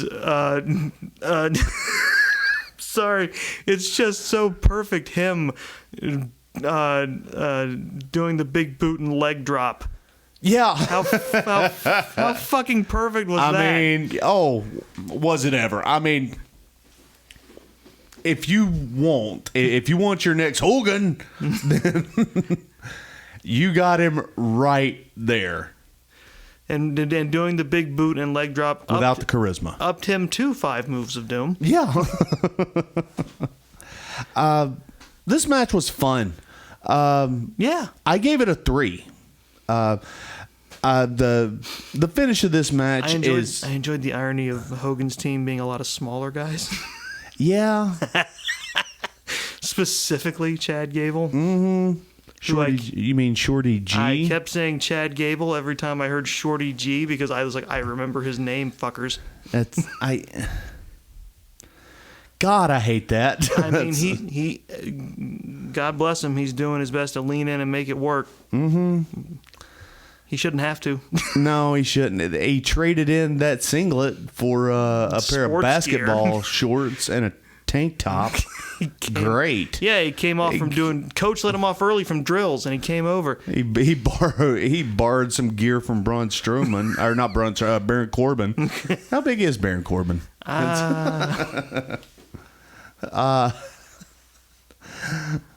So yeah, this match was a 3. It was fun. Obviously, Team Hogan goes over, and Flair jumped in his plane and took it back home. He made it home. I'm still not 100% sure what you're talking about because I did not know hear the news about this, so I can't wait. Oh, you don't know anything about this? I can't wait to hear the news about this. Yeah, Hensley, do you know about this? I know a little bit, but I was just going to bring up the picture that Hulk Hogan posted on Instagram of I was about to say Vince McMahon, of Ric Flair passed out after drinking with him. Like they were partying on their plane, and Flair was out. Yeah. Well, I'm waiting until we get to it because I can't. Oh, we're going to get to it now. But before we do that, yeah, we got to get to the main event, which is this is what happens when you take a mop and you start mopping the floor and you mop yourself into a corner. I was going to say when you try and clean up a mess, but you don't like have a bucket of water with you, so you just end up smearing the mess across the floor, and there's no way to get it up. Falls count anywhere. Bray Wyatt versus your Universal Champion. I don't even want to say his name. Seth Rollins. I mean, the match itself was good. I'll say good, and not phenomenal, not excellent. Like it's good. Those two work well together. It was fine, I suppose. Had it been on Monday Night Raw, it would have been a good match. Sure. But this is a pay-per-view. I don't. Go ahead. Go ahead. I'm sorry. Here's my problem with what all's happening with this feud. It feels like we're skipping ahead chapters. Yeah. They are pushing this so quickly that we're zooming way far ahead. I don't think The Fiend should have the title. I agree. The reason I don't think he should have... Well, okay, here's the thing. I think he should have had it eventually. I think he should have it eventually because... Maybe. Once it's worked up to a point where it's like Seth is so backed into a corner that The Fiend takes the title from him. And then Seth now has to work to take... It would eventually lead to The Fiend being taken down in a spectacular fashion, in my head. Mm-hmm. Like him finally... Like that's the point. The only point of him taking the belt is for him to eventually be beaten. That's the corner I think they put themselves in. They haven't spent enough time making The Fiend monstrous enough. Let me tell you a story about The Undertaker. You know, they almost screwed that up. The Undertaker was, when he made his whole debut, he was a monster. Yes. You couldn't stop him. He didn't sell. You know, it was a scary, scary thing to watch him. They did. They pushed him to the moon Right. very quickly. I want to say he was there 6 months, maybe 7, before there was a little program called Tuesday in Texas, which was Hulk Hogan versus The Undertaker. Hogan lost that night. The very next time we saw him, Undertaker was the world's champion. The very next night, Hogan won it back. Now, he won it back with a steel chair. But the way they did it was Hogan laid him out with a steel chair. He does his fall down dead man thing. It was just enough to get a 3 count, and he jumps up and raised up right after that. Yeah. And Hogan bailed. Right. They saved it. Now, this was back in the very early 90s when this happened. Might have been 1990, maybe 91, something like that. I can't remember when Hogan, Taker debuted. But anyway, it was like 7 months afterwards. Yeah. After that happened. That was back then when chair shots meant you died. Right. So now let's fast forward to this. We've already seen the Fiend get hit with chair after chair after chair. With They're vorticing. cage. Yeah.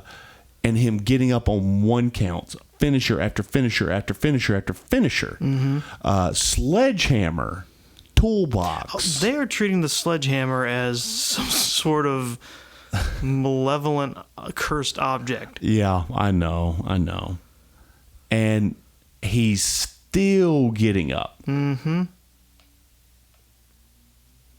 eventually, you're going to have to take this belt off him. Yes.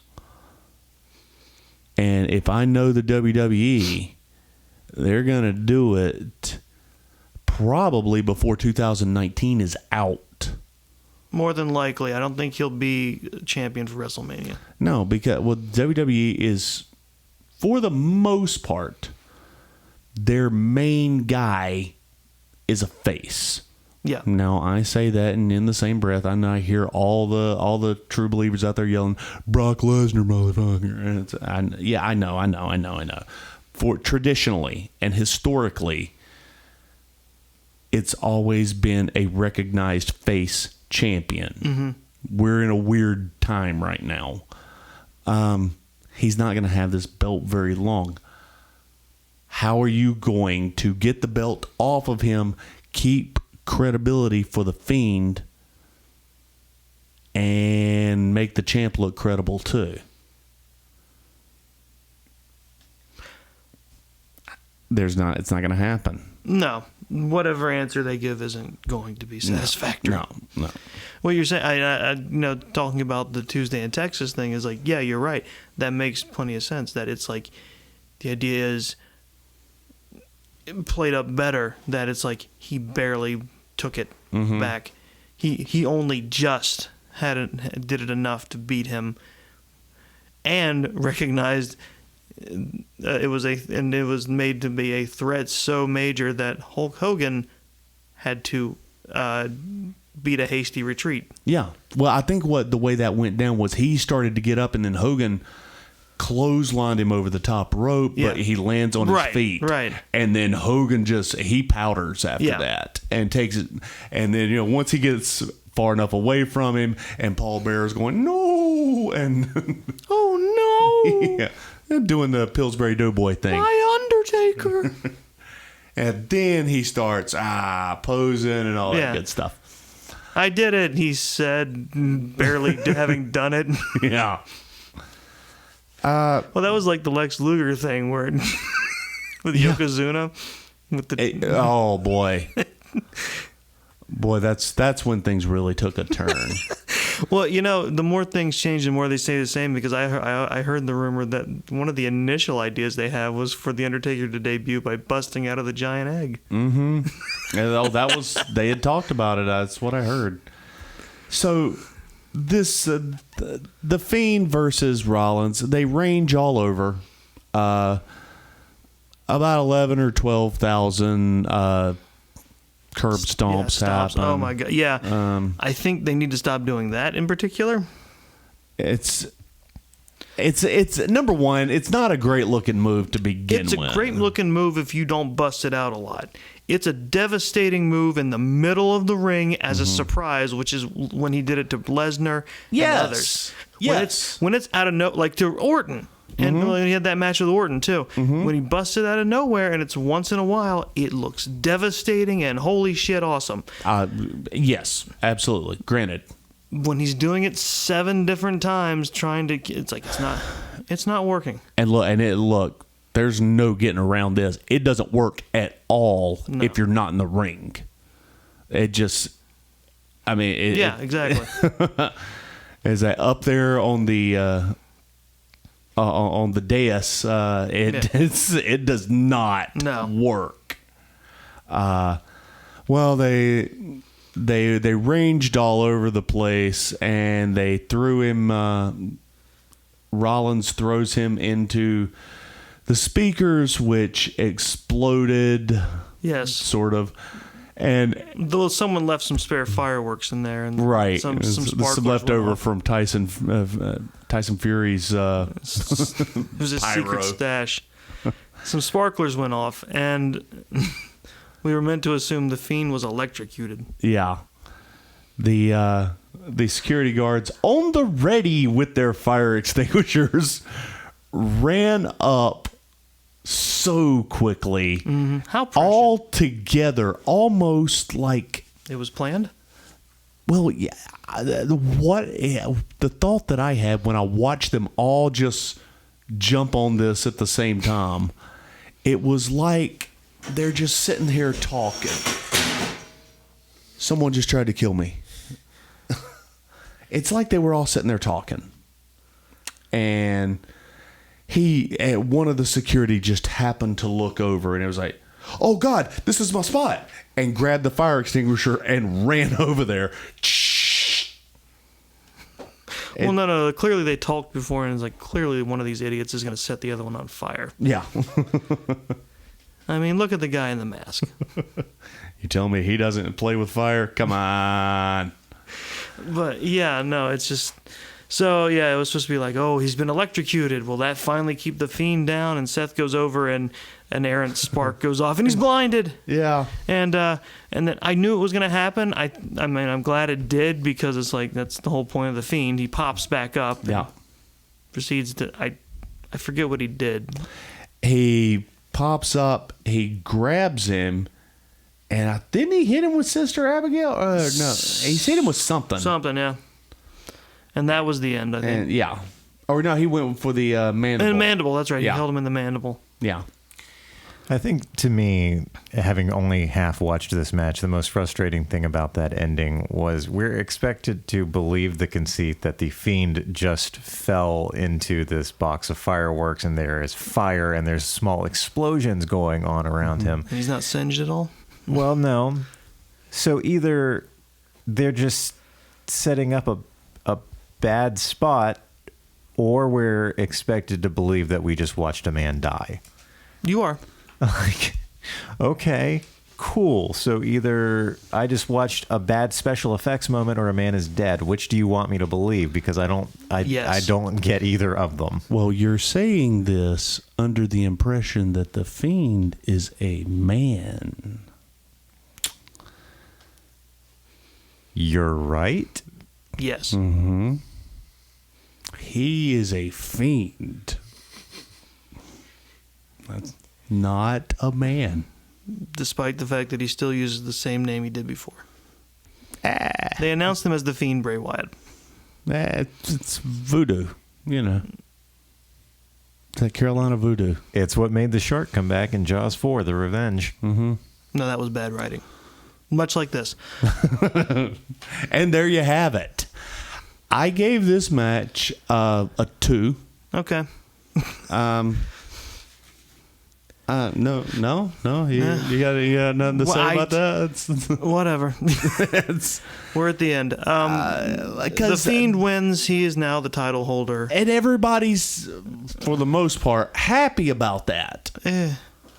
I'm not. You and me don't count. Apparently, I know. What do we do? Just watch this stuff. I know. But for the most part, the WWE universe is somewhat happy about this. That's because they like the character and they want to see the Fiend do Fiend things. I get that. And they don't realize that we just ruined the character. Yeah.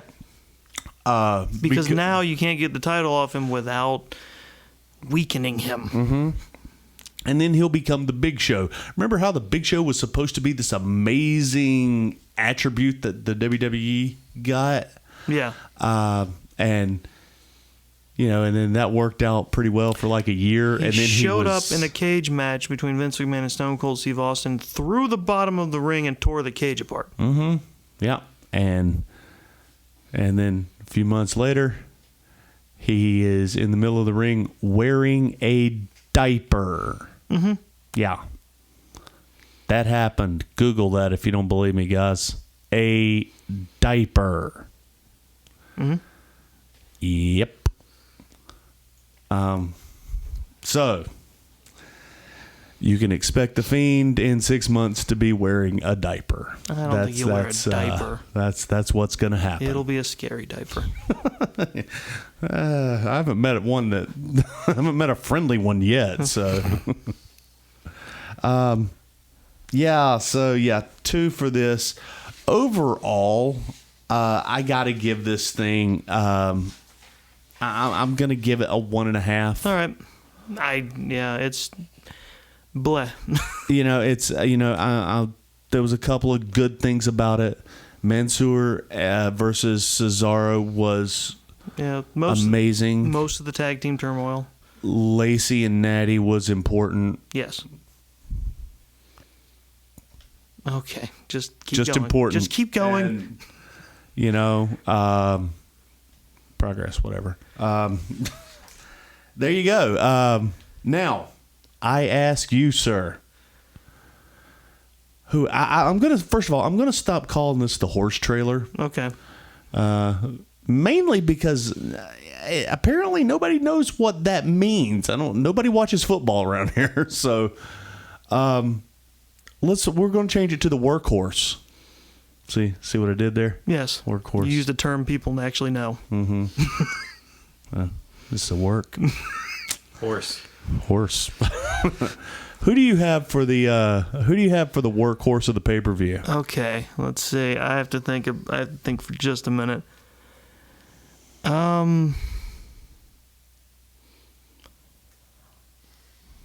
See, I'll go ahead and tell your mom while you're thinking. Sure, that's fine. Yeah, go for it. Mine is without question Cesaro. I dig it. Best match of the night. He knew his role in this pay-per-view, and he went out and did it. And yes, he took the job again. He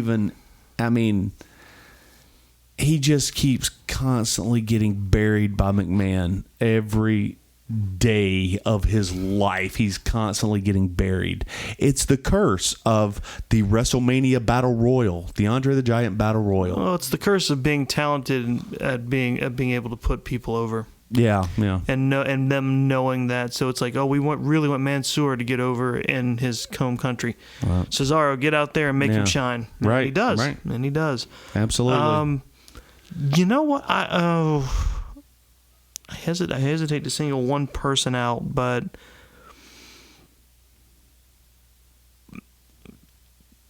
I'm gonna say Roman Reigns in the Hogan Flair battle.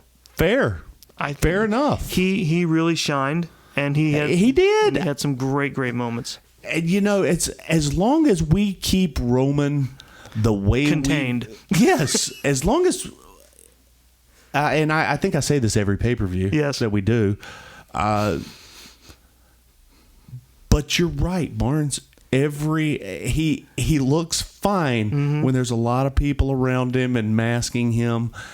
And if we keep him contained like this, I'm fine if we put tag belts on him. Let's you know what? Let's put the Shield back together. Let's do Rollins and Reigns. Sure. Why wouldn't we? That's a great tag team. Yeah. They already roughly have the same gear for the most part. Call them the Shield. Who cares? Because you don't have Moxley with you, it's not the Shield anymore? Of course it's the Shield. Just do it. You're WWE. You can do whatever you want to. Yeah, it's like, and at worst, it's the Shield. Yeah. Or the Ild. Okay. Okay, so what do you got for best dressed? I'll actually go with Ricochet. He was dressed as All Might from My Hero Academia. I also picked Ricochet. He went pure anime, and it's pretty cool. Yeah. Worst dressed. Well, I do have a runner-up, and it's Rusev. Okay. Because not only did Rusev come out in the shirt and rip it off, Yes. the highlights of his tights were also red and yellow. Yes, they were. With if you saw it, guys doing the bow and arrow pose. I did see that, but I did not make the connection. Yeah, he had those specially made for that match. You could tell. That's all right. Yeah. Worst dressed. Go ahead and say Harambe. It's fine. I'm not gonna say Harambe because I know his name is Humberto. Whatever. He looked ridiculous. He did. I'm trying. Either that or you have to say Lacey or Natty. Well, that wasn't their choice. They though. wrestled in their Christmas PJs. No, they had to. That was clearly imposed on. They were wearing. If you see the match, by Saudi guidelines, they basically had to wear stuff to make you forget they are women. Yeah. Because they are wearing full body suits with T-shirts over each. So, and since they're both blonde, I think they had their names printed on them so you could tell them apart. That's messed up. No, and that's what it was, because those were not. No, you're right. I agree. That wasn't their normal gear. That was or their normal merchandise. That was just a special T-shirt they had printed for each of them as labels. Well, and it wasn't even like what you'd expect from the WWE or any wrestling federation at all to put their women in a T-shirt. These were a size extra large shirts.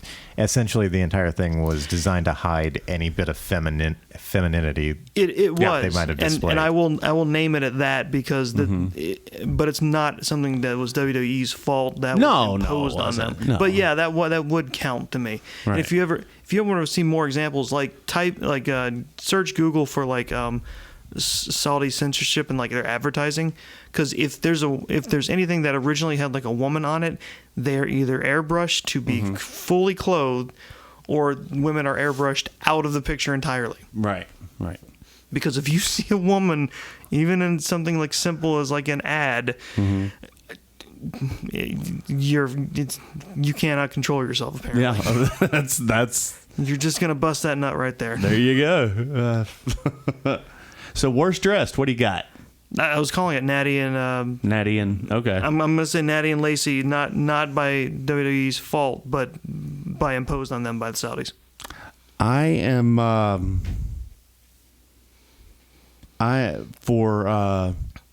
Although my runner-up would be Braun, because generally I just don't like the way he dresses. Right. How dare you? No. That's the stuff that I wear almost every day. Yeah, for workout gear and shit like that. No, I wear the combat boots and khakis to work. I'm not around you 24/7, so I don't judge. But now I know, and now I judge you accordingly. No, actually, thinking about it, as soon as I said it, it would be Tyson Fury, because I didn't like how he was pandering by wearing the thawb and the keffiyeh. Yeah, there you go. That's now mine. My best dressed, and then he took it off, and he was wearing just those terrible exercise shorts. Oh, and at the end of the match when he took this is something else. Yeah. I'm going to fuss about. Okay. After the match, Strowman gets up, gets back in the ring, gives him the power slam. Yes. he sold it long enough for for Braun to get out of the ring. At that point, by the time he got out of the ring, the camera flashed back over. He's already standing up and walking around. Oh my God. Not selling it at all. And he's got his shirt off. And without his shirt on, he looks like me. Yeah. He looks terrible. He was clearly. Yeah. He looks like some ABC gum. He had some weird hips, man. Yeah, he's got a lot of love handles going on. I'm not just a body pudgy- shaming, but No, I'm body shaming. Okay. No, I don't like this All guy. right. I don't like him. I don't like his weird muffin top. I don't like his. I was trying to avoid that phrase. But it's true. I don't like his man boobs.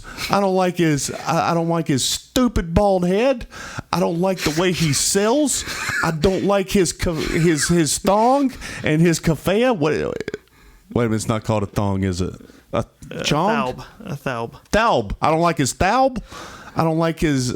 I do not like him, Sam. I am. No, I don't like his pyro. I don't like his lasers. I don't like his gypsy or his king. No, no, screw him.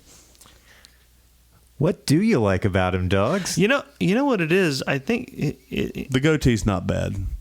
he probably looks more. I'm looking at a Google image search. He looks more okay in the boxing ring because boxing shorts traditionally cover the waist and hips more. They've got that huge belt around the middle, but the moment you see him, Look at how ridiculous he looks. his body type is a bit like right here. See, but that's when he was working out and in shape. This makes for great pod, guys. Yeah, but I'm just saying he has weird hips. It's weird muffin topped, pale, pasty, treasure trail having just man boobs, bald head, and his just look at it. He's just a weird looking dude, man. And he can't sell. That's why you got no business doing the Undertaker raise up, man. He's my worst dressed. Now my best. I think he just sounds like your worst. He is the worst. There's a lot of things that happen in wrestling that make me angry. I haven't been this angry in a long time. I can tell. I haven't been this angry since Taker did the job for Reigns. Oh yeah. And I knew that was going to happen. Yeah, we all kind of did. It was kind of a morose vibe Now, when that happened. Speaking of things I don't like, I'm going to surprise you with the best dressed. Okay. I think the best dressed was Lana. No, you got a good point. Lana because she looked like $1 million out there. She did. She wasn't allowed to stay out, but she came out with what's his name? Lashley. Lashley. I literally forgot his name. I'm so sorry. He did too. But yeah, she can't because I was able to glean from the entrance that the storyline is she betrayed him. So. Mm-hmm.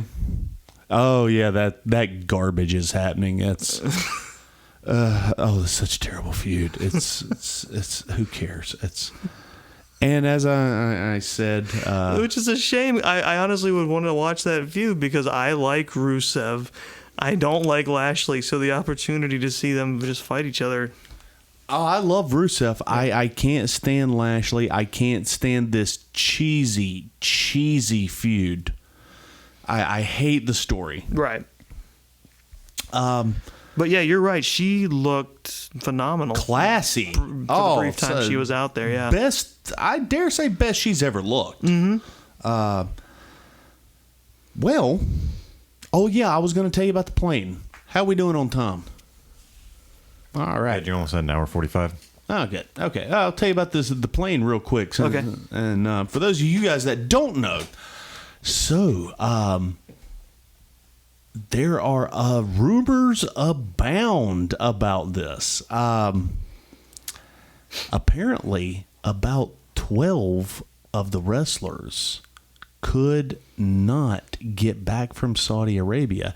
Now, if you remember correctly, this happened on a Thursday. SmackDown is on a Friday. Yes. Live. They couldn't get home. Now, we'll talk about why in a minute. But that's also a rumor as to why SmackDown was so good. Triple H took the reins here. And said, okay, here's what we're going to do. Let's bring some of the NXT boys in, and we're going to start building the SmackDown Raw NXT feud for Survivor Series. And boy, did he. And it was amazing. Now, as far as the 12 that were left back in Saudi Arabia, they were none too happy. One of them is our very own beefy tiny man, Buddy Murphy. Buddy Murphy. He tweeted out, "Never again. I don't care how much they pay me." The Street Profits, I believe, tweeted out as you can pay me as much money you want to. I'm not doing this ever again. It's rumored that some people are very angry at Vince McMahon. Now, I did not see this tweet, so I can't remember who supposedly tweeted this. Somebody said something to the tune of, "Can't wait to leave. ... this Fed." Like, yeah. There was a few of them, and then people were very angry with McMahon, or at least that's the rumor, because McMahon just straight up bailed on them. Oh boy! Now, the reason, this is where the water's always muddy when it comes to wrestling, but right. There's a few rumors. The wrestlers were told that they were having mechanical issues with the plane, and they needed everybody to deplane. There was also rumors that Saudi still owes them a ridiculous amount of money. I mean, we're talking millions from, I want to say, Super Showdown. Oh yeah, and they still owe them money from that. And Vince ended up getting mad because they hadn't been paid. So Vince cut the streaming feed to Saudi Arabia. Oh dear. And then all of a sudden we have mechanical issues with the plane. Your wrestlers aren't going anywhere. Now Vince, he took it to the house. And he left other people to work this out. I'm leaving. Jesus. But again, this is all rumor and innuendo, because they're supposedly signed a brand new deal with Saudi Arabia that's going to carry this garbage in until 2027. So, yeah, we got 8 years of this, baby. Well, for the full story, or at least part of it, you can go and listen to Corey Graves. I'm reading about the podcast that he was on apparently yesterday, After the Bell, where he, quote, air quote, set the record straight about the plane delays and the mechanical issues that they were having. He claims there was confusion among the pilots. Yeah, it's interesting to say the least, what his version of it is. But regarding what you're talking about, everyone getting on Twitter, part of what Graves said on the podcast was, oh, yeah, I did hear about this. If you're mad because your flight got delayed and you weren't one of the Saudi 20, you weren't important enough to get on the jet, that's on you. Quit crying about it on Twitter. You're a WWE superstar. It happens. This is a part of our life. We all have travel woes. Corey, you're in a country where the man who's going to be in charge of this country was pretty much all but proven to have cornered a dissident living in America in a Saudi consulate in Turkey, and his hit squad killed him. Yes.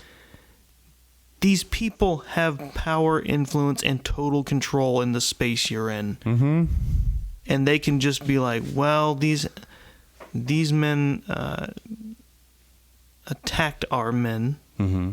Something happened, and unfortunately we had to defend ourselves. Yeah. You could die, and they would just sweep it under the rug. He was also in the fortunate position of being one of the 21 who got to get on a different chartered Plane and flight leave immediately, I'm right, assuming, along yeah. with the other people who were expected to make it to SmackDown, while Right. everyone else got left behind. You Yeah. fucking dipshit. Yeah. Now, at the same now, while he is a dipshit for saying this, in part, I would agree with him. If this were Madison, Wisconsin, or if this were Portland, Oregon, no, baby, this is the kingdom of Saudi Arabia. Yeah. No, Now, man. I will say, I would have saved my Twitter griping for when I was on my way out of the country. yeah. Because Saudi Arabia monitors social media. Yeah. And I had something else too. Corey Graves also said it almost feels strange. It feels like two people in particular, Corey Graves and our former Universal Champion Seth Rollins, are kind of our flag men on this. Our company men. Because Seth Rollins, apparently, Monday Night Raw, everybody was just whipped, just exhausted and tired. And then they're going to have to go out and do a show. And Seth Rollins called a meeting with the boys. And basically saying, okay, guys, look, he tried to give the football the football rousing speech. Mm-hmm. He was like, look, guys, I know everybody's tired. This is what we do. This is our house. Blah, blah, blah, you know. And it didn't work out because you could almost tell Seth Rollins didn't really want to do this. Yeah.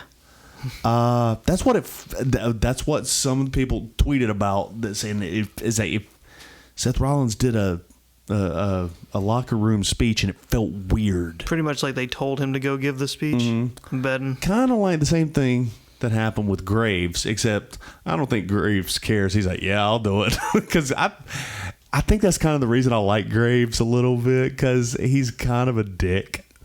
And That's fun on the air. That's And less. also, you love heels. I do, but That's fun on the air. That's less fun when I'm immediately worried that I might die in Saudi Arabia. Now that I do agree with. I'm not going 100%. to just suck it up when there's a chance that, where I am, they could possibly get away with legally executing me. But yeah, he actually, on his podcast, apparently he debunked this whole Saudi Arabia owes us money and all this other stuff. When it was actually, I think you can actually Google this. This almost became like a neo-global event because people felt like they were being held in a country against their will. Yeah. And it's came, and I can't remember who said it. Somebody had a talk. Somebody from our government, I think it was it doesn't matter. Had a talk with Vince and said, "Look, if you go back there, you've been warned. We may not be able to intervene."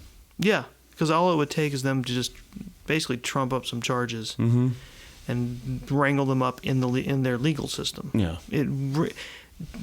Basically snarl them bureaucratically and then make it a diplomatic incident. Because I think they made it sound like the U.S. Embassy had to get involved to get the rest of the guys on a plane. Yeah.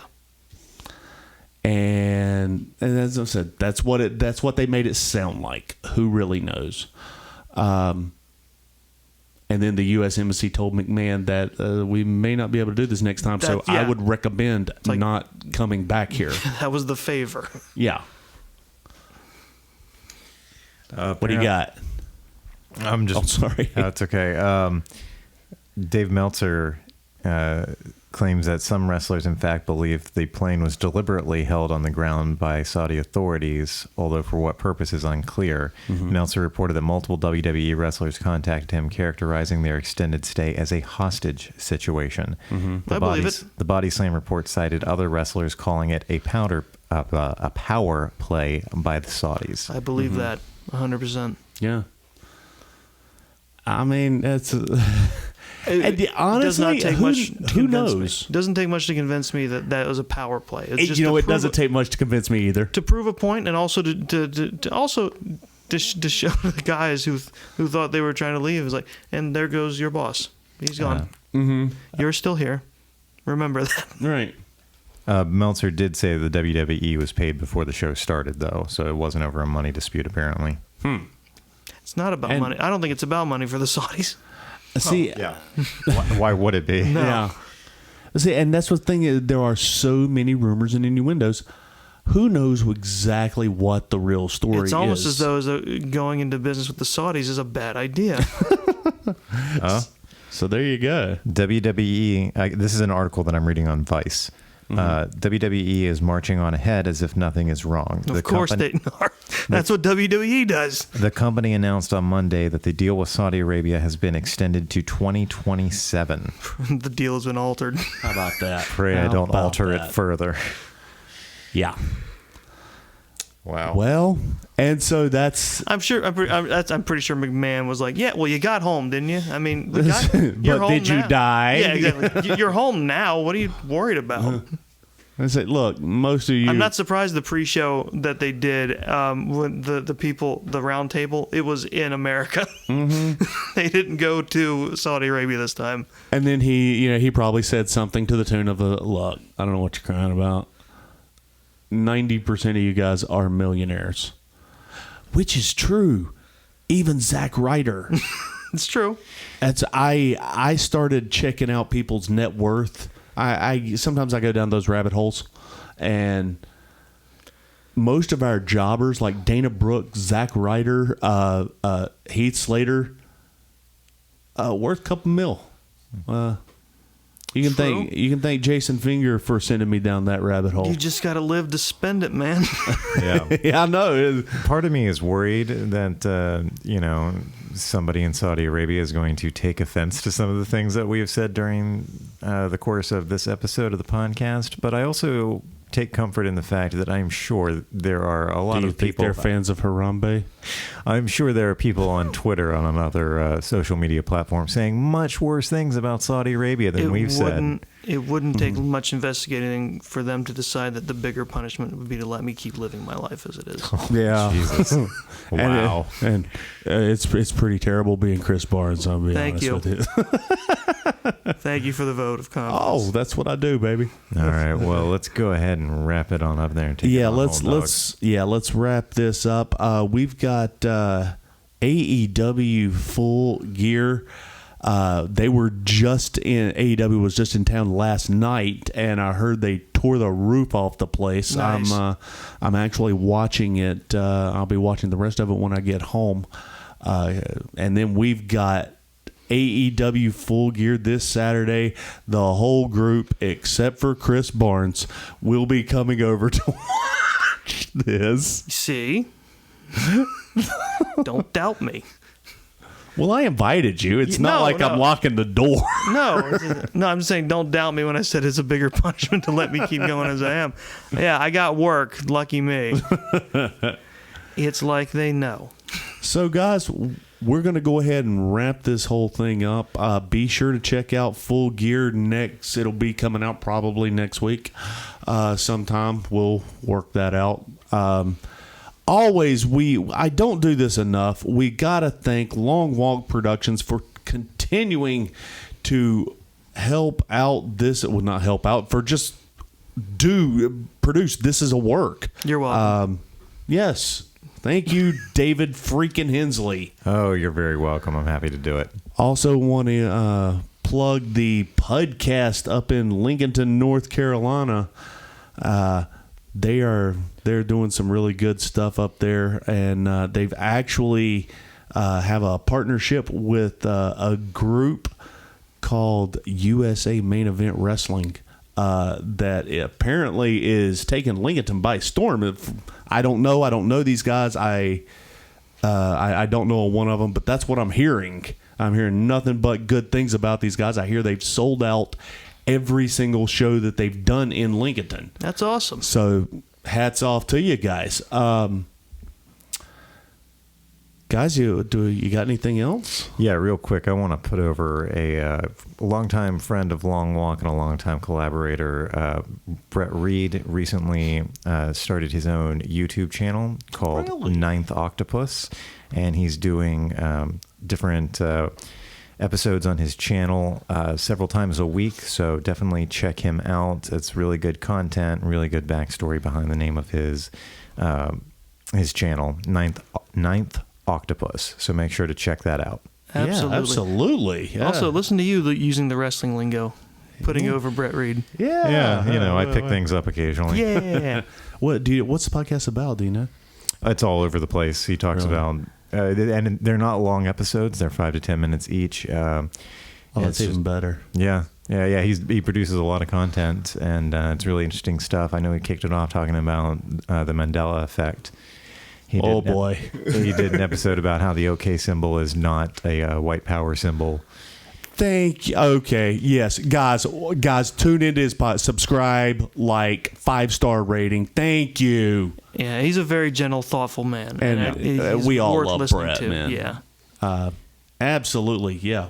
Right on.